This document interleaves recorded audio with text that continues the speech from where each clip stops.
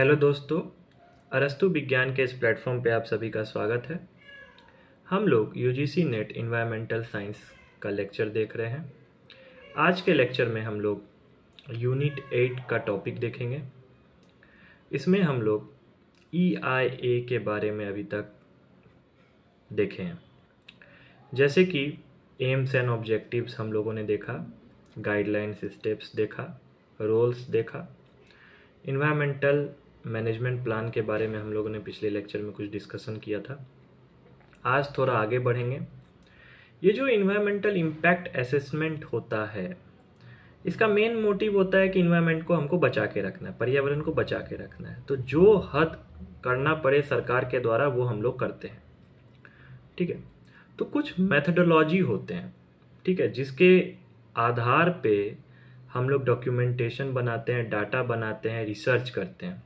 तो ये जो मेथड्स होगा, इसके आधार पे हम लोग रिसर्च करते हैं इन्वायरमेंट फील्ड में। ठीक है, तो यहाँ पे आप देख रहे हैं कि there are 5 main classes of methods. ठीक है, तो एडहॉक मेथड हो गया, चेकलिस्ट मेथड हो गया, मैट्रिक्स मेथड बोलिए या मैट्रिसेस बोलिए, नेटवर्क मेथड हो गया, ओवरले मेथड्स हो गया।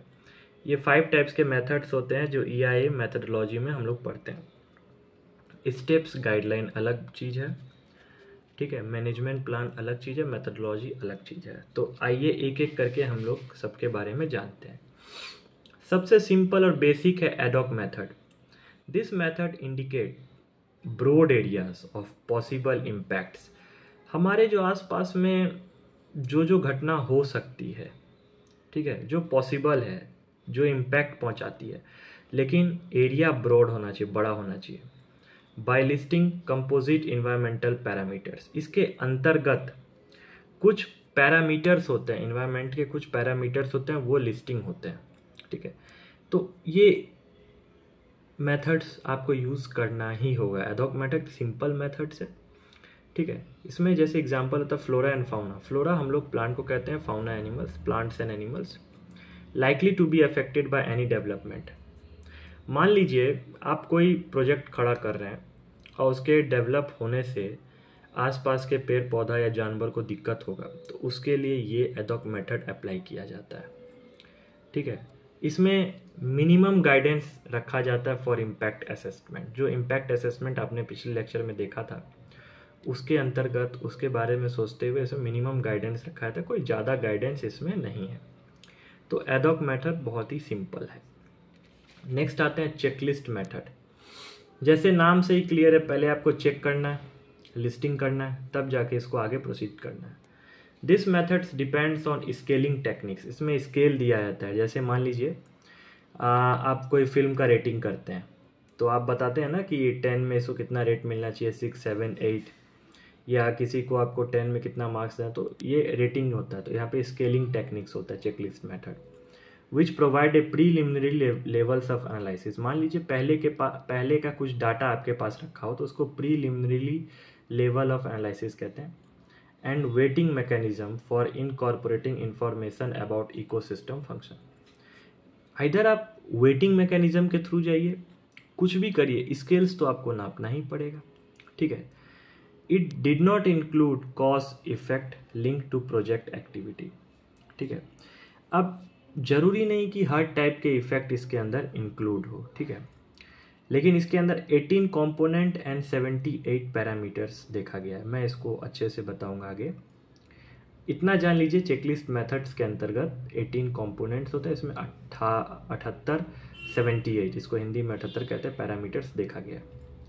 अब एक टॉपिक है जो चेकलिस्ट मेथड्स के अंतर्गत देखा जाता है, बहुत इंपॉर्टेंट है, बेटेले इन्वायरमेंटल इवेल्युएशन सिस्टम, जिसको हम लोग बीस कहते हैं। ये ऑब्जेक्टिव में पूछा जाता है यूजीसी इन्वायरमेंटल नेट के एग्जाम में। ठीक है, जिसको बीस कहा जाता है। और ये किस मेथड के अंदर आता है? चेकलिस्ट मेथड के अंदर, ये याद रखना। It was developed as an early weighting scaling checklist method for water resource project which deals with the environmental factors. एक प्रोजेक्ट स्टार्ट किया जा रहा था जो वाटर के लिए बहुत ही इम्पोर्टेंट था। ठीक है, वाटर रिसोर्स के लिए एक प्रोजेक्ट स्टार्ट किया जाता था उस समय। उसको वेटिंग स्केलिंग के लिए, ठीक है, इस सिस्टम को स्टार्ट किया गया था। ठीक है, ये भी पूछा जाता है कि इस प्रोजेक्ट के लिए स्टार्ट किया गया था। होता क्या है, कंसेप्ट क्या है इसका कि एक index expressed in environmental impact unit, इसमें एक यूनिट होता है जिसके थ्रू इसको दिखाया जाता है, उसको कहता है एनवायरमेंटल इम्पैक्ट यूनिट, और कुछ मैथमेटिकल फॉर्मुलेशन होते हैं। ठीक है, ये एग्जाम में पूछता है जो अभी मैं बताने वाला हूँ। ठीक है, तो इसको ध्यान से देखिएगा आप लोग। देखिए EIU जिसको हम लोग इन्वायरमेंटल इम्पैक्ट यूनिट कहते हैं, और साथ में J फैक्टर है। ठीक है, और ये एक साइन है, समेसन साइन इसको कहते हैं, ऊपर में N है।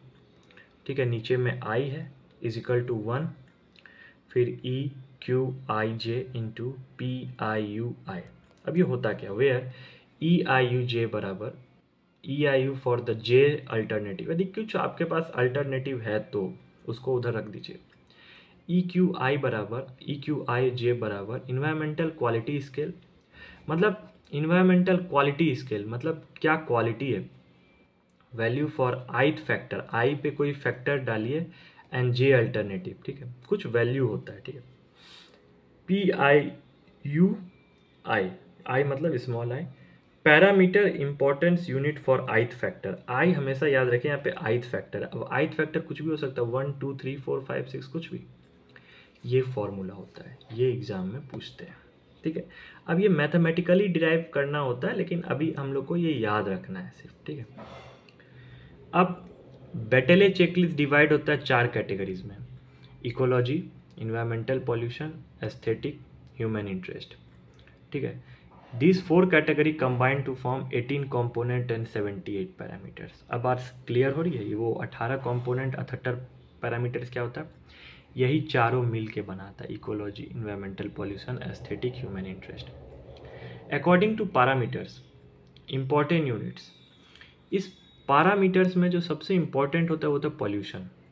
पॉल्यूशन को हम लोग को ध्यान में रख के काम करना है। फिर इकोलॉजी, इकोलॉजी के बाद हम लोग देखते हैं ह्यूमन का इंटरेस्ट क्या है, साथ में देखते हैं एस्थेटिक्स वैल्यू क्या है, इसको हम लोग पेहा बोलते हैं। सबसे पहले क्या होगा, रेटिंग के हिसाब से पॉल्यूशन, इकोलॉजी, ह्यूमन इंटरेस्ट, फिर एस्थेटिक वैल्यू को हम लोग ध्यान में रखते हैं। तो ये हमारा होता है पैरामीटर्स, ये भी एग्जाम में पूछे जाते हैं। नेक्स्ट आते हैं मैट्रिक्स मेथड, जिसको हम लोग मैट्रिसेस कहते हैं। It is used for screening, identification, specially for impact assessment. अब इम्पैक्ट असेसमेंट क्या है, पिछले के लेक्चर में आप ध्यान से देखिएगा, समझिएगा। ये जो भी टॉपिक हम लोग कभी भी पढ़ेंगे किसी भी लेक्चर में, तो आपको उसके पीछे का टॉपिक को देखना है। मैंने प्लेलिस्ट में वैरायटी ऑफ यूनिट्स स्टार्ट कर रखा है, जिसमें 1 यूनिट कंप्लीट है, मैं आपको बता दूं। लेकिन आप 8 पे भी ध्यान दीजिए, 10th कुछ दिनों में कंप्लीट हो जाएगा, उस पर भी ध्यान दीजिए। सब साथ में है, आप साथ लेके चलिए। अब इसमें एक आता है Leopold matrix, is best known quantified matrix, can be expanded और कॉन्ट्रैक्टेड।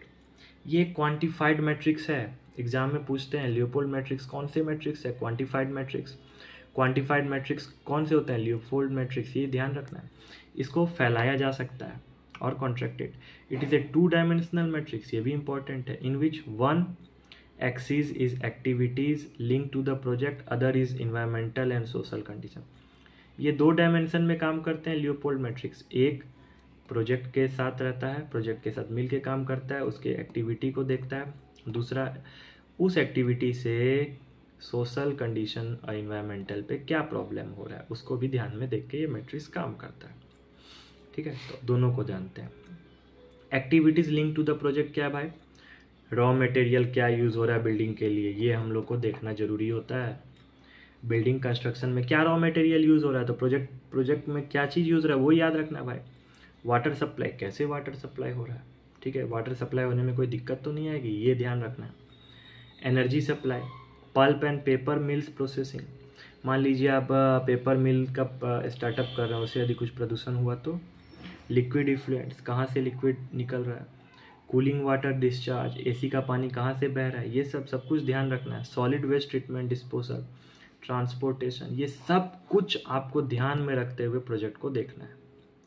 तो ये किस मेथड से इंपॉर्टेंट होता है, मैट्रिक्स मेथड से इंपॉर्टेंट होता है। ठीक है, ये सब चीज़। ठीक है, अब हम लोग आगे बढ़ते हैं। दूसरा क्या था, इन्वायरमेंटल सोशल कंडीशन। आइए, इसमें क्या होता है, फिजिकल कंडीशन जैसे सॉइल, वाटर, एयर। अब कैसा सॉइल है भाई, अच्छा है कि ख़राब, वाटर का पॉल्यूटेड ज़्यादा है कि कम पॉल्यूटेड है, उसका भी एक लिमिट होता है। एयर प्रदूषण ज़्यादा है कि कम, तो हो गया फिजिकल कंडीशन, ठीक है। एक होता है बायोलॉजिकल कंडीशन। बायोलॉजिकल कंडीशन में आते हैं प्लांट, एनिमल और ecosystem, flora, fauna, ecosystem. Social and cultural condition में आते हैं जैसे लैंड यूज़, ज़मीन का यूज़ आप कैसे कर रहे हैं, हिस्टोरिकल और कल्चरल एक्टिविटीज़ क्या सब चल रहा है आसपास में, मतलब ऐसा चीज़ तो आप ख़त्म नहीं कर दिए जो हमारे लिए बहुत इंपॉर्टेंट था। तो सब कुछ देखते हुए मैट्रिक्स मेथड यूज़ करता है। अब इसके बाद आता है चौथा मेथड जिसको कहते हैं नेटवर्क मेथड्स।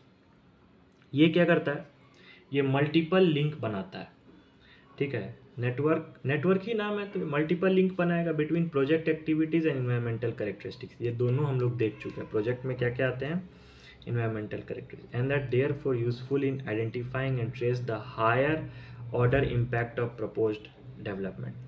मान लीजिए कि मैट्रिक्स मेथड यदि फेल हो तो अब नेटवर्क मेथड हेल्प आता है, ठीक है, और ये हायर ऑर्डर तक इम्पैक्ट तक जाके काम करता है। इसमें कुछ कंडीशंस होते हैं, कुछ कॉज देखा जाता है जिसके कारण क्या इफेक्ट हो रहा है, ये सब इसमें देखा जाता है। ये बहुत ही छोटा है लेकिन समझने लायक है। ओवरले मेथड जो कि लास्ट मेथड है। An overlay is based on a set of transparent maps each of which represent a spatial distribution of an environmental characteristics susceptibility to erosion. अब समझिए, मान लीजिए कि आपके पास एक एरिया के बारे में आपको बताया गया कि जाके इस एरिया को आप लोग देख लो, ठीक है, लेकिन कैसे देख लो भाई, एरिया तो छोटा होता नहीं है, बहुत बड़ा होता है। मान लीजिए आपको कहा गया है कि मिट्टी सॉइल इरोशन हो रही है, सॉइल इरोड हो रही है, उस एरिया की मिट्टी सर रही है, तो आप जाके देख लो। अब कोई पदाधिकारी होता है या कोई कर्मचारी होता है, जाके देखता है उस जगह को, तो उसके पास यदि मैप नहीं रहेगा वहाँ पे, देख रहे हैं transparent map, set of map यदि नहीं रहेगा तो काम नहीं कर पाएगा। तो वो ओवरले मेथड्स एक टेक्निक है, उसके द्वारा उस जगह पे जाता है, फिर पूरे इरोडेड जगह को देखता है, फिर जाके अपना वो डाटा तैयार करता है। तो ओवरले मेथड जो होता है वो मैप के हेल्प से यूज़ होता है, ठीक है। जब आप इस फील्ड में जाइएगा, इस फील्ड में काम करिएगा, तब जाके आपको ये मेथड्स अच्छे से समझ में आएगा।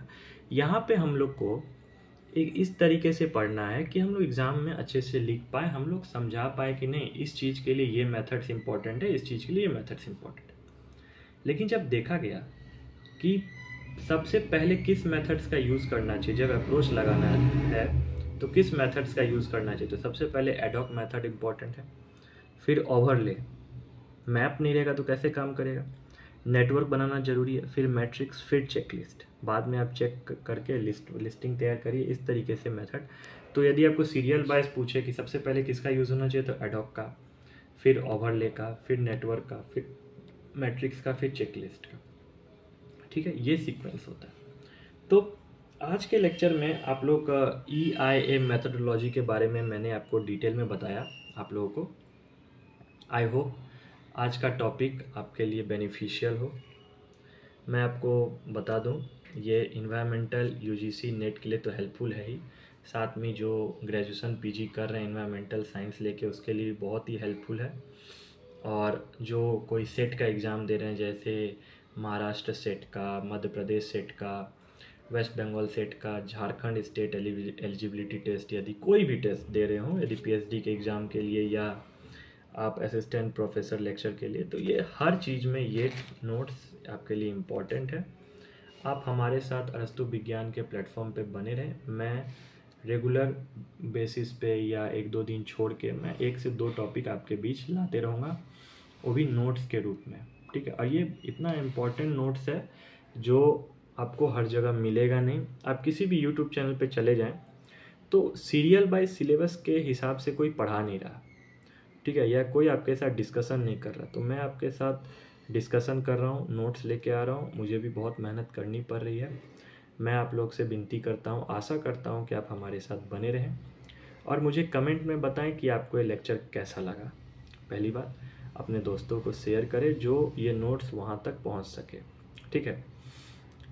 और नेक्स्ट लेक्चर में मैं और भी न्यू इम्पोर्टेंट टॉपिक्स लाऊंगा, और सबसे इम्पोर्टेंट बात, मैं सिलेबस के अकॉर्डिंग आप लोग के बीच नोट्स लेके आ रहा हूँ। तो प्लीज़ इन्जॉय अरस्तु विज्ञान। Thank you.